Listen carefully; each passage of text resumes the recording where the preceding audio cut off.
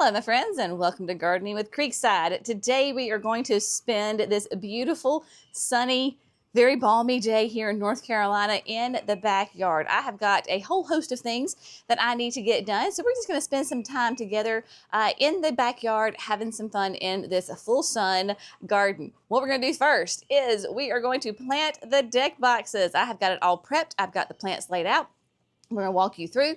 I'm going to show you what I am using. I am going to show you how I am dealing with some leggy petunias because yes, my friends, even I have leggy petunias. It's all right. The world will keep spinning and the world will continue to shine and just be bright.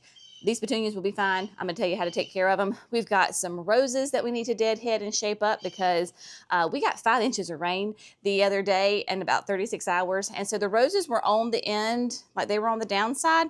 Then 5 inches of rain in 36 hours really did them in. So we're going to go ahead and deadhead those. I've got a hibiscus we need to go ahead and put in a pot. We've got peonies that need to be cleaned up. You name it, y'all.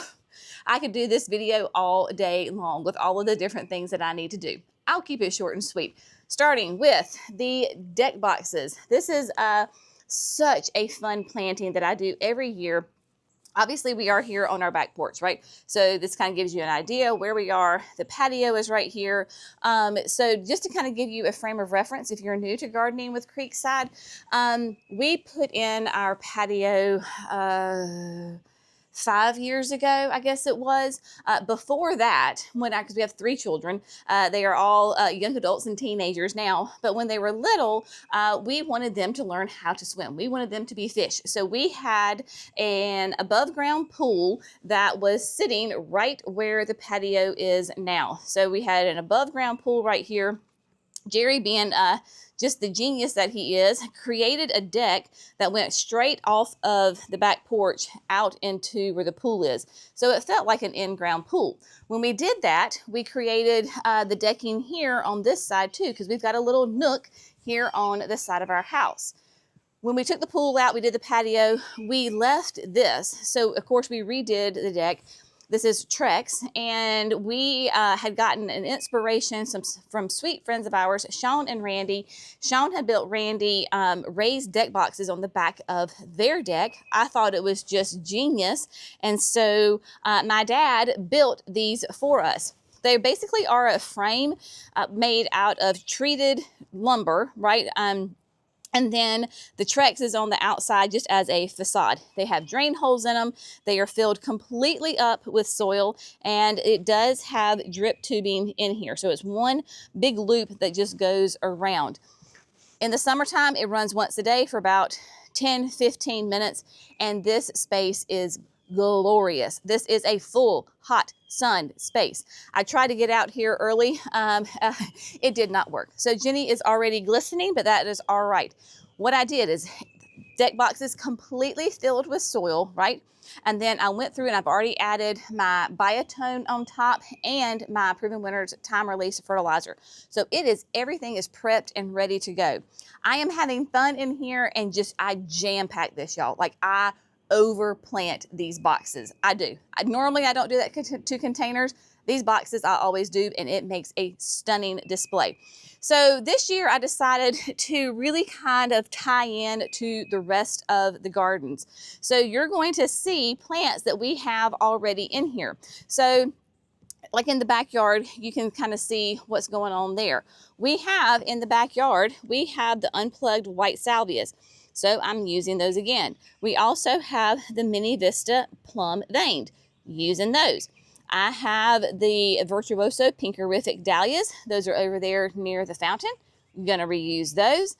I've got my Supertunia Mini Vista whites are unbelievable. I will show you those in just a little bit. They are spectacular in the landscape. I've got 3 of those, gonna reuse them. I do not have the foxtail asparagus fern. We got these in at the nursery quite a while ago, and when I ordered them, I wanted some specifically for these boxes. So this is going to be kind of my fun vertical interest. I've got 3 in here, kind of evenly spaced. So there you go. I always do on this back side because this is a pretty steep, I don't know, this is probably 10 feet down. And so I always put the Dichondra Silver Falls here because it's really fun to see that spilling over. And then we're going to pair that with the new sweet potato vine. This is that multicolored sweet potato vine. I lost the tag. It's in one of these pots over here. I'll tell you the name in a minute, but because I never can remember. It takes me a minute with these new introductions. That's going to be available in 2026. Okay, here it is. Sorry. It is the Sweet Caroline Sweetheart Shadow Storm. So that is the new sweet potato vine, one of them for next year. We're also going to throw in some of the brand new, this is again new for next year. This is the Supertunia Vista Cool Jazz. I thought it would be fun to see how they do in containers, putting it next to that plum vein. Of course, we got Diamond Frost. Love some Diamond Frost. I need to come in here and deadhead your dahlias. That's always a good thing with your dahlias. Get those deadheaded. Yeah, so you can just see how they are nice and filled in. So literally what I'm going to do is I've got my Hori Hori. Of course, you could use a hand trowel. This is nice fluffy soil because I just did it. So I'm just going to pull and pop in. Now, talked about leggy petunias. Y'all, this happens to the best of the people, right? The only way really, well, there's two ways that you can prevent from leggy petunias. Once you get them in the ground, you'll see here in a minute, they tend to really self-regulate and they don't get leggy when they're in the landscape. They can get leggy when they're in pots and containers. It happens to us as growers because they were in a tray of 10, 15 plants and they grow in together and they tend to get leggy. What do I mean by leggy? What I mean by leggy is this. So you've got these 3 stems here that are very long. You have a couple of blooms on them, but I like my petunias nice and tight, like this mini vista. See how nice and tight that is and nice and full of flowers up top where this is starting to get a little thin? So what we're going to do is super simple. Let me show you. All right, here we go. I have got some Felcos, some hand pruners. Y'all, do not be afraid to prune your plants. Just go in there, and these are sticky. I need to clean them. Boom. That's what I mean. Cut it off, right? So come in here, cut them back, and they will reflush in about 2 weeks and be super nice and tight and full of flowers. So I will do this to my entire box probably in like mid-July. I am about a month behind planting this box. So such is life. There's grace in gardening. That's what I keep telling myself. So I'm about a month behind on planting this. So typically I do like cut it back like around July 4th this year because I'm late planting it. I'm sure that will be delayed. But pruning 99.9% of the time on your annuals is an extremely good thing. So don't be afraid if they get too full or leggy and there's not enough flowers, they don't look very pretty, cut them. Promise. Best friend in the garden. All right, we're going to get these in the ground, in the container, and then we're going to move on to the next project.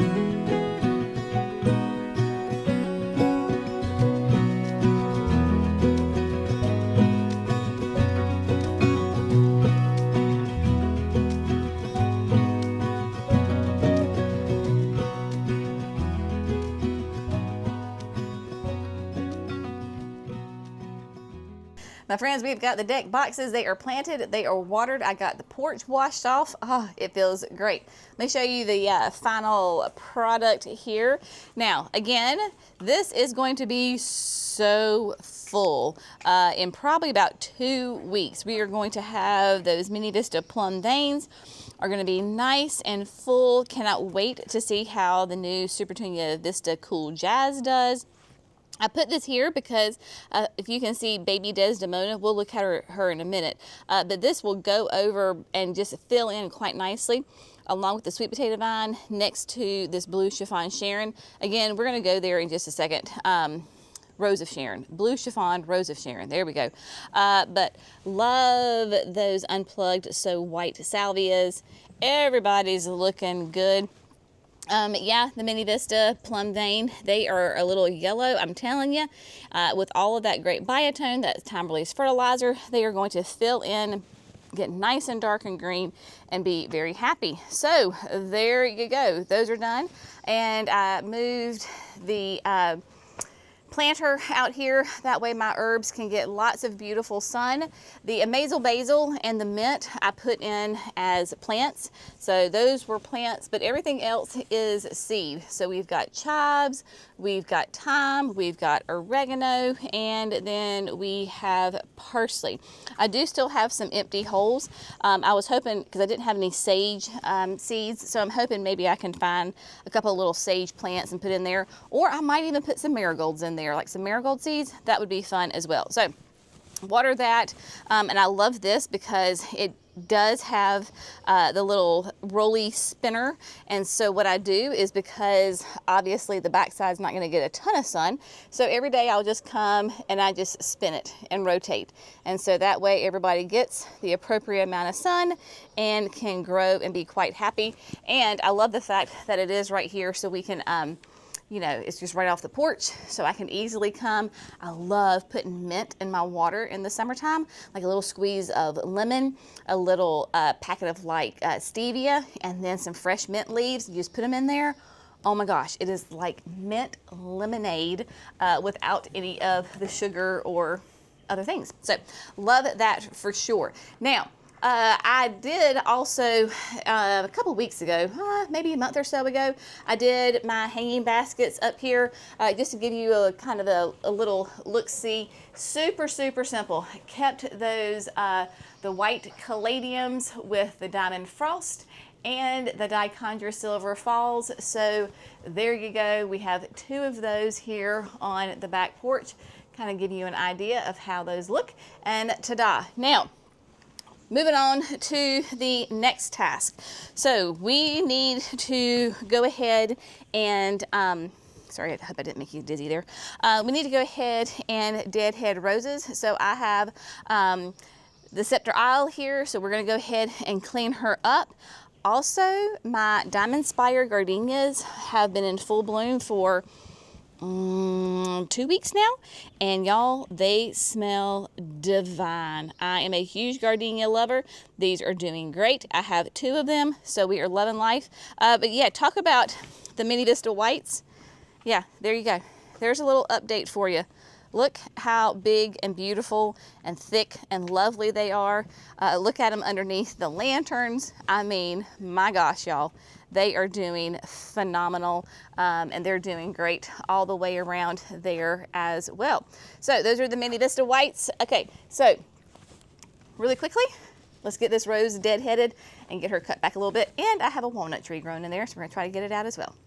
All right, my friends, so we've got roses. Love, adore roses. They are a little bit of a work. They can be slightly a bit of a diva in the garden because you've got certain maintenance that you have to take care of them. And so we had a gorgeous flush of flowers. Flowers are done with this first round. I know I've got a couple right here. They're gonna be sacrificed today. It's gonna be okay. So what we're gonna do is, I have learned with these roses that after they bloom, now, I don't just take the little tips of them off, y'all. You can, especially when they're young. I don't take the little tips off because they are so happy, so vigorous. So I really, I bring them back quite a good little bit. Now, I know that there are rosarians out there that are absolute experts. I am not one of those people. I'm your everyday gardener, y'all. But I have great success with my roses. And some people say you must cut at an angle. You must cut on the leaf that is turned a certain way. I ain't got time for that. I'm just gonna go in there and trim them, y'all. And trust me, this rose does not care. It will be perfectly fine. So you can see that everywhere that there is, I got a walnut tree in the way, everywhere that there is those old heads, right? So we want to go ahead and deadhead these guys so that we put energy back into more new growth, because roses bloom on new growth. When they flush back out, guess what they're gonna do? All that new growth, more flowers. Love it. So you literally just go around to the whole plant. Yes, we sacrifice those flowers, it's all right. And we're just gonna go through and cut, because if I did not prune this much off of here, I would have these massive long canes and they get very floppy. I do try to take them back and kind of tuck them up against the trellis. Sometimes that doesn't work, and then my family gets really aggravated because you got these roses that are going crazy. We're trying to keep them more tight, more shrub-like. This maxes out in that like 4-ish foot range, somewhere around there. So there you go. So we're just gonna keep on cleaning up. I have already done the Gertrude Jekyll and the Elizabeth that's down there. So because she was still in lots of bloom after the 5 inches of rain, she's done. So this is the one here, that only one that I have to do because the other ones have been done. So we're gonna do that, and then we're gonna go make sure that my Blue Chiffon Rose of Sharon standard stays a standard, because she's trying to flush out on the bottom, and we need to take care of that.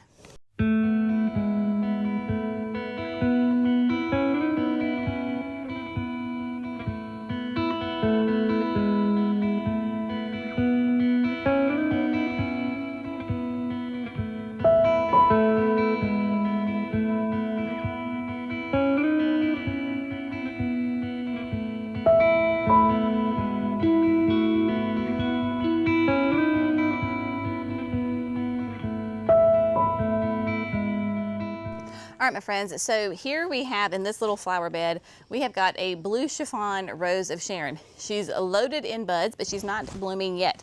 I bought this as a standard years ago, but, and I am gonna zoom in because I'm not sure what the camera can show with the shadows, but she is starting to put on a ton of growth down here at the bottom.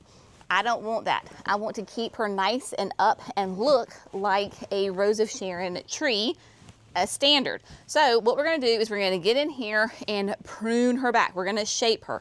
I have 2 Desdemona roses on either side. David Austin loved this rose. This Desdemona, Big Desdy, and we have Little Desdy. Little Desdemona just got planted this spring because I had a different rose here. We swapped them out. I wanted to have the same rose right here. And so Little Desdemona is blooming her head off and is so happy. Love this rose. Nice, soft, pale pink with the most delicious rose fragrance. Love this.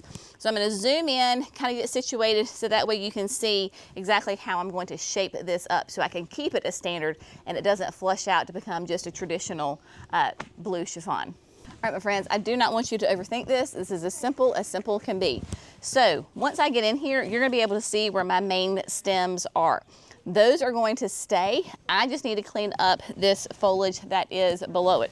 So I got my Velcros, your snips, whatever your preferred clipper of choice is, and we're just going to go in there and cut as close to the stem as you can. And some of those you can just pull off because they're just leaves, and we're just going to go in there and snip, snip, snip, get all this cleaned up. It takes a minute so you can actually start to see where things are. Roses of Sharon are extremely fast growers, and so this is that little bit of maintenance. And this is the first time I've actually had to do this on this one, because I think this is the first year that I have not had annuals planted underneath here. So it's getting a lot more sun, and therefore that growth is coming. Now, don't ask me how to make a Rose of Sharon a standard. I mean, obviously you're going to train it, but we bought it like this, so I leave that to the experts, honestly. So I'm just going to keep getting this cleaned up.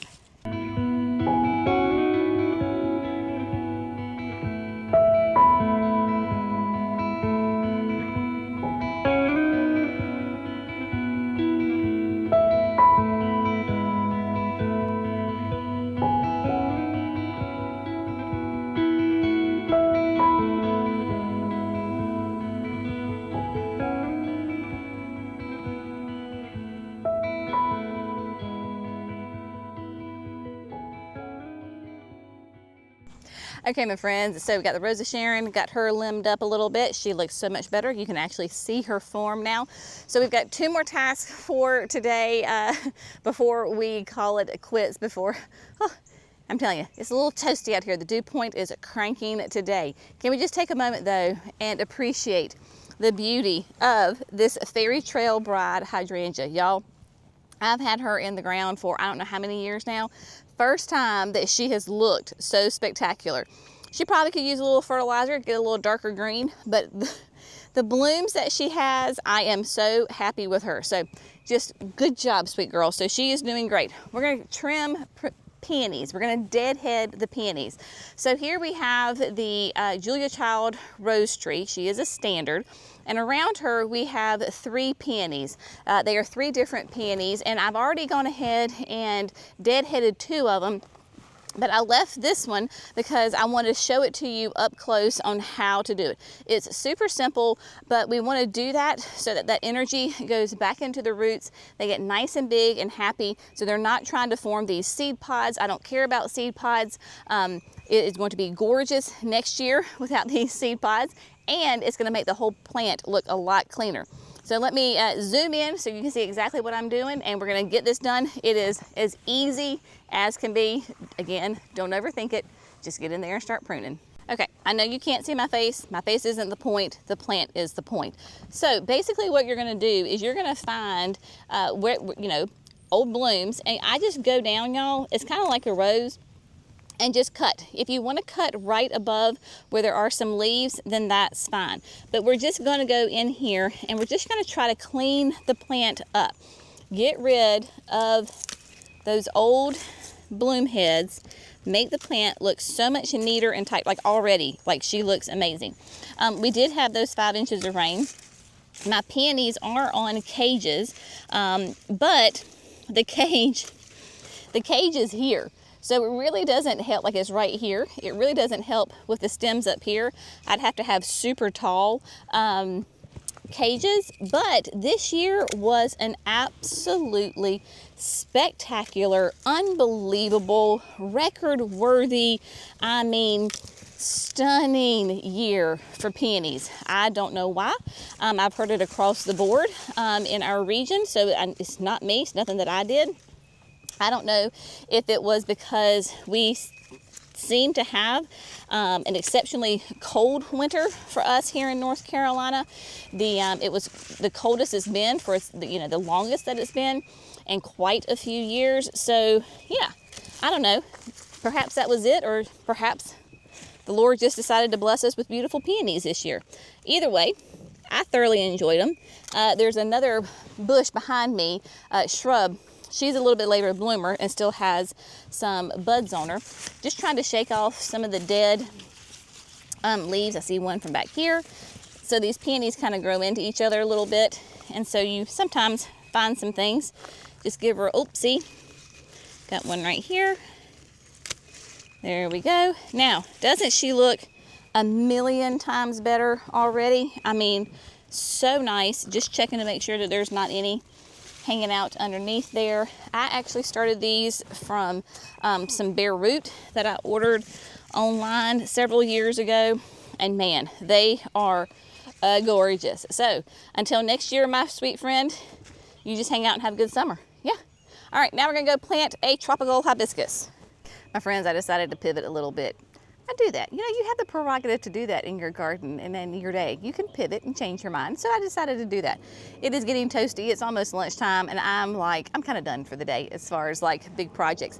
And in my defense, doing that unique stone planter with the tropical hibiscus, it's so heavy, and I'm gonna put irrigation on it. I need somebody here with me to like help hold it so I can run the irrigation tube up. So we'll do that another day. So let's do a quick little impromptu garden tour, because there are things that are blooming that we haven't talked about that are unbelievable.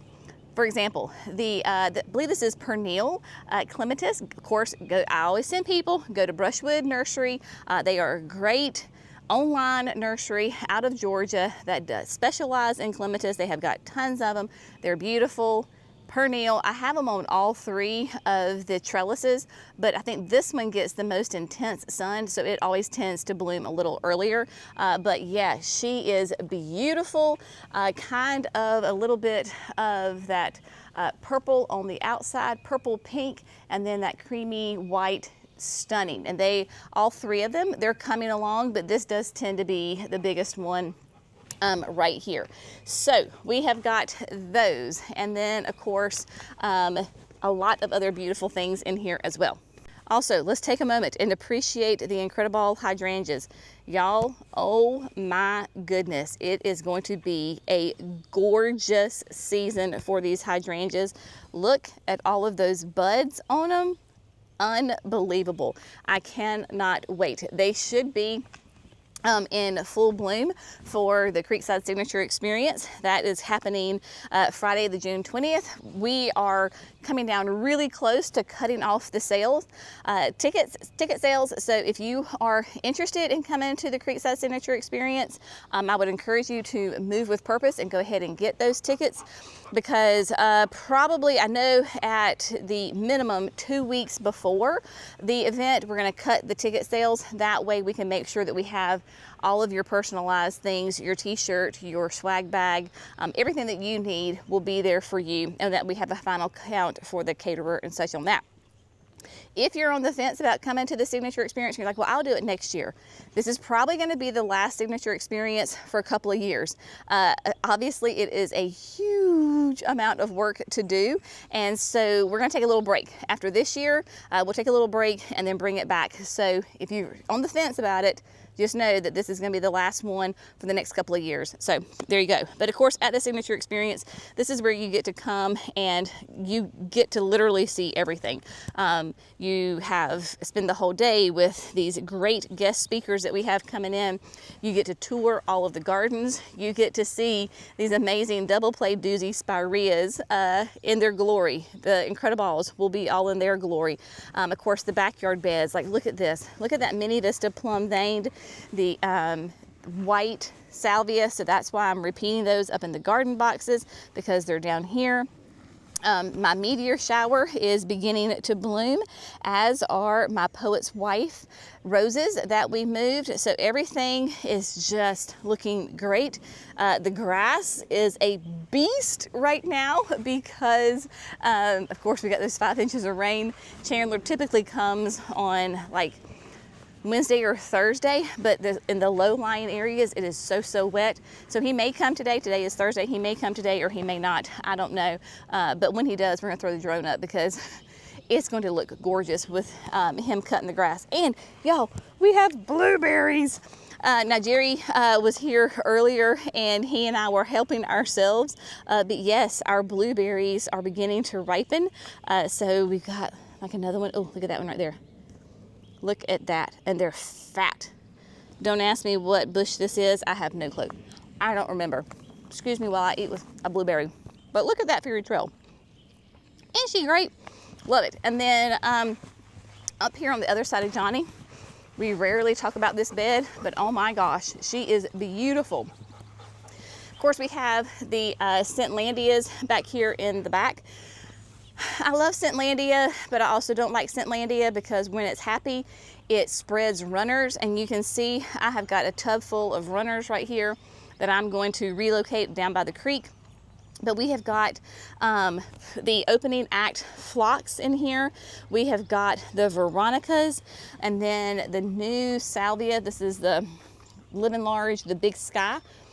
Look how beautiful that is. And the pollinators, I've got bumblebees, I've got honeybees, I have got all sorts of bees in here. And then of course we have the alliums right here. This is the bobblehead. And look at Phenomenal. She is getting ready to bloom. This is one plant, my friend, one plant. She really likes this spot right here. So that is great. We're going to have an unbelievable season for this lavender. Cannot wait. It is going to smell divine. So that is today in a nutshell, my friends. And yeah, so the heat is hitting here in North Carolina. 'tis the season, but I think we're doing pretty good. We've made it this far in May and we haven't had the crazy heat dew point humidity, but you know, any southerner knows when you get 5 inches of rain and then the sun comes out, man, you are in for it. This is why linen is the preferred material of southerners, I would say. So anyway, y'all, it's been a great day in the garden. I feel so great having those deck boxes done. It's amazing. Of course, I will keep you updated on how they perform. In 2 weeks, they're going to look unbelievable, I know. If you have found this video fun, informative, and inspirational, we would love it if you would like and subscribe to Gardening with Creekside. That way you don't miss those 5 videos that we do each and every week. But y'all have an amazing day. If you're outside and it's hot, hydrate, my friends. Hydrate, hydrate. Wear your sun hat. I'm telling you, as soon as I put my sun hat on, it feels 10 degrees cooler. It is great. We'll see y'all in the next video. Bye, friends.